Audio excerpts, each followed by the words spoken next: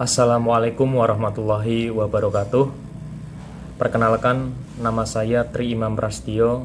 Saya sebagai pemakalah Konferensi Ilmiah Pendidikan di Universitas Pekalongan tahun 2021. Sebelumnya, saya akan memaparkan atau menjelaskan dari artikel saya yang berjudul Analisis Unsur Batin Puisi menurut I.A. Richard dalam Antologi Puisi karya Ahmad Mustafa Bisri dan implikasinya dalam pembelajaran menulis puisi kelas 10 SMK. Selanjutnya saya akan membacakan abstrak. Penelitian ini, teori I.A. Richard akan digunakan untuk menganalisis antologi puisi yang berjudul Pahlawan dan Tikus karya Ahmad Mustafa Bisri dan pengimplikasiannya dalam pembelajaran menulis puisi kelas 10. Penelitian ini dilakukan untuk melihat bagaimana sudut pandang puisi menurut I.A. Richard sehingga akan menjadikan pandangan baru bagi pembaca dan peneliti lain dalam mengkaji puisi. Penelitian ini akan membahas tuntas unsur batin puisi, yang mana unsur batin puisi menurut I.A. Richard terdiri dari yang pertama tema, kedua perasaan, ketiga nada, dan yang terakhir amanat. Implikasi dalam penelitian ini adalah teori unsur batin puisi menurut I.A. Richard akan diterapkan dalam pembelajaran menulis puisi sebagai bahan pembelajaran untuk mengenalkan unsur yang terdapat dalam puisi yang nantinya akan diterapkan dalam menulis puisi. Sedangkan antologi puisi Gusmus akan diterapkan dalam pembelajaran menulis puisi sebagai media pembelajaran menulis puisi sebagai penunjang siswa agar lebih memahami bagaimana contoh kepenulisan puisi. Pendahuluan. Yang pertama, teori I.A. Richard adalah teori untuk mengetahui unsur batin puisi yang terdapat dalam antologi puisi. Teori I.A. Richard terdiri dari tema, perasaan, nada, dan amanat. Antologi puisi Gusmus. Antologi puisi Gusmus yang berjudul Pahlawan dan Tikus adalah suatu antologi yang di dalamnya menjelaskan tentang syair-syair kehidupan mengenai suatu kehidupan yang ada di dunia, misalnya korupsi, perjuangan, pahlawan, ibu, harapan, dan introspeksi diri kita atau manusia kepada Tuhan. Yang ketiga, keterkaitan teori I.A. Richard dengan antologi puisi Gusmus adalah teori I.A. Richard digunakan sebagai bahan analisis untuk mengetahui unsur batin puisi yang terdapat dalam antologi puisi Gusmus, seperti tema, nada, perasaan, dan amanat. Yang selanjutnya yaitu rumusan masalah. Rumusan masalah dalam artikel ini, bagaimana struktur batin puisi menurut I.A. Richard dalam antologi puisi yang berjudul Pahlawan dan Tikus karya Gusmus. Bagaimanakah implikasi struktur batin puisi dalam antologi puisi yang berjudul Pahlawan dan Tikus karya Gusmus dalam pembelajaran menulis puisi kelas 10 SMK. Selanjutnya tujuan penelitian. Tujuan penelitian ini untuk mengetahui bagaimana hasil analisis teori I.A. Richard dalam antologi puisi yang berjudul Pahlawan dan Tikus karya Ahmad Mustafa Bisri. Yang kedua, untuk mengetahui bagaimana pengimplikasiannya dalam pembelajaran menulis puisi kelas 10. Nah, yang selanjutnya yaitu metode penelitian. Yang pertama, data dan sumber data. Data utama dalam penelitian ini adalah teks-teks yang terdapat dalam kumpulan puisi Pahlawan dan Tikus karya Ahmad Mustafa Bisri. Data dimaksud dapat berupa kata, frasa, ungkapan, kalimat, dan seluruh unsur yang terdapat di dalam teks. Data-data yang diperoleh selanjutnya dianalisis dengan menggunakan unsur batin yang diajukan I.A. Richard. 2. Teknik pengumpulan data. Teknik pengumpulan data dalam penelitian ini adalah dengan cara membaca secara cermat dan berulang-ulang. Selanjutnya, setiap data yang ditemukan dicatat. Catatan ini digunakan sebagai alat bantu dalam mengumpulkan dan menganalisis data. Yang selanjutnya, teknik analisis data. Teknik analisis data dalam penelitian ini hanya bertumpu dan pada bagian-bagian yang telah dihimpun sebelumnya sebagai data. Selanjutnya diurai dan diungkap kaitan-kaitan antar data tersebut hingga ditemukan pula kaitan antar unsur berdasarkan teori I.A. Richards dengan langkah-langkah pertama, persiapan, analisis, dan kesimpulan. Selanjutnya hasil dan pembahasan. Hasil yang peneliti temukan terdapat 5 data. Data pertama yaitu puisi berjudul Input-Output, Ketika Tuhan, Makin Canggih Saja, Saling, dan Merdeka. Kemudian dalam data yang pertama berjudul Input-Output.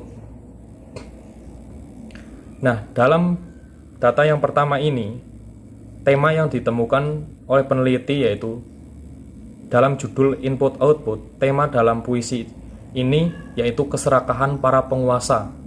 Hal itu dijelaskan di masjid-masjid, di rumah-rumah, di kantor-kantor atau birokrasi, di media cetak, di hotel-hotel dan tempat hiburan, maupun di jalanan dan di kendaraan, semua menjelaskan sisi baik, namun pada dasarnya tetap saja keserakahan. Perasaan pada data pertama ini, penyair dalam puisi di atas, dalam puisi output, input-output yaitu sindiran untuk para kaum penguasa yang seolah-olah tidak bisa puas dengan apa yang dimilikinya, bahkan melakukan hal tercela untuk bisa memuaskan keinginannya. Nada dalam puisi input-output ini merupakan kritikan terhadap keadaan hidup di mana para kaum penguasa menjadi serakah dalam segala hal dan tempat. Sedangkan di sisi lain rakyat kecil masih banyak yang menderita dan teraniaya. Amanat yang terdapat dalam puisi input-output ini yaitu jangan sampai keserakahan menguasai dirimu. Jadilah pribadi yang senantiasa bersyukur dan selalu merasa cukup dengan apa yang dimiliki saat ini. Data yang kedua yang berjudul Ketika Tuhan. Tema yang terdapat dalam data kedua ini yaitu ketuhanan, dibuktikan dengan dialog antara Tuhan dengan malaikat di dalam puisi tersebut. Perasaan dalam data kedua ini yaitu perenungan dari dalam diri manusia sebagai khalifah agar mewujudkan keselamatan dan kebahagiaan hidup di bumi dengan cara beriman dan beramal saleh. Nada dalam data yang kedua ini berupa kritikan untuk manusia yang semena-mena. Di dalam data tersebut, malaikat berkata kepada Tuhan, manusia adalah makhluk perusak, penumpah darah, dan semena-mena, sedangkan malaikat selalu bertasbih kepada Tuhan. Amanat dalam data kedua ini merupakan segala sesuatu yang sudah diciptakan Tuhan pasti memiliki rahasia di balik kehendak Tuhan. Kita sebagai manusia hanya bisa menerima dan berintrospeksi diri atas segala sesuatu yang sudah dikehendaki Tuhan. Data ketiga yang berjudul Makin Canggih Saja. Tema yang terdapat dalam data ketiga ini yaitu kemanusiaan, terbukti dalam perkembangan zaman yang semakin maju dengan kepintaran manusia menciptakan senjata, pemusnah, dan macam-macam virus. Perasaan dari data ketiga ini dapat kita rasakan yaitu berupa kesedihan karena melihat tingkah manusia di zaman ini saling memusnahkan dengan sesama dan saling merusak lingkungan. Nada dalam data ketiga ini yaitu nada sindiran dan kritikan. Kritikan kepandaian manusia yang telah menciptakan benda-benda tetapi bukan kebaikan bersama, namun untuk kepentingan pribadi ataupun sendiri. Amanat yang terdapat pada data ketiga ini, kita sebagai manusia harus selalu introspeksi diri dengan lingkungan, karena tidak lain apa yang kita ciptakan dan perbuat di dunia jangan sampai merugikan orang lain demi kepentingan pribadi. Data keempat yaitu berjudul saling. Tema yang terdapat dalam data keempat ini yaitu kemanusiaan, hubungan manusia yang semakin hari semakin menjadi penindas satu sama lain, saling menghakimi di segala tempat tanpa menggunakan hati nurani. Perasaan dari data keempat ini merupakan perasaan duka, merenung karena tingkah manusia yang selalu menghakimi, menyakiti satu sama lain. Nada yang diungkapkan pada data keempat ini merupakan nada kritikan, karena keadaan hubungan kemanusiaan saat ini yang suka menghakimi, menyakiti satu sama lain tanpa pandang bulu, hubungan sahabat, saudara, keluarga, dimanapun tempatnya, di kampus, di kantor, di tempat ibadah, semua saling menyakiti. Amanat dari data keempat ini yaitu manusia merupakan makhluk sosial dan tidak bisa hidup sendiri, harus saling gotong royong, tolong menolong. Dengan adanya tolong menolong, kehidupan kita akan menjadi mudah. Data kelima yaitu berjudul Merdeka. Tema yang terdapat dalam data kelima ini yaitu kemerdekaan, karena menggambarkan kemerdekaan yang masih menjadi tanda tanya dan pertanyaan. Bagaimana kemerdekaan yang sesungguhnya? Sudahkah negeri ini merdeka atau masih menjadi tanda tanya? Perasaan dari data kelima ini yaitu perasaan gundah, kebingungan dengan kemerdekaan dalam negeri. Nada dari data kelima ini merupakan nada sindiran maupun nada kritikan kepada para kaum penguasa yang pada kenyataannya merdeka masih belum dapat dirasakan oleh seluruh rakyat dari segala lapisan. Masih banyak rakyat yang dibayang-bayangi kesengsaraan, kemiskinan. Amanat dari data kelima ini yaitu dahulukan kepentingan bangsa dan negara di atas kepentingan pribadi maupun golongan. Ciptakan Pancasila tanpa adanya perbedaan, agar merdeka sesungguhnya dapat dirasakan oleh segala lapisan dan seluruh rakyat.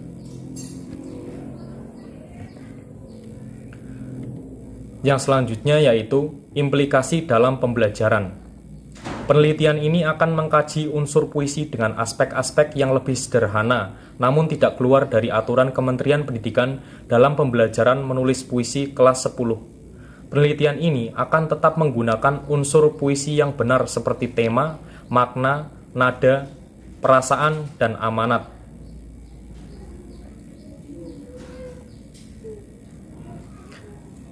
Yang akan dikembangkan lagi dengan memberikan contoh teori I.A. Richard dalam unsur batin puisi sebagai bahan ajar dan antologi puisi Gusmus sebagai media pembelajaran siswa yang diharapkan mampu menumbuhkan minat pembelajaran peserta didik untuk mengembangkan pembuatan puisi agar kreativitas lebih meluas dan peserta didik dapat melihat bahwa puisi dapat berisi kata-kata yang bertema bebas, namun tetap menggunakan bahasa yang indah dan bermakna, serta diharapkan mampu menunjang keprofesionalan tenaga pendidik dalam mengembangkan bahan ajar dan media pembelajaran kepada siswa.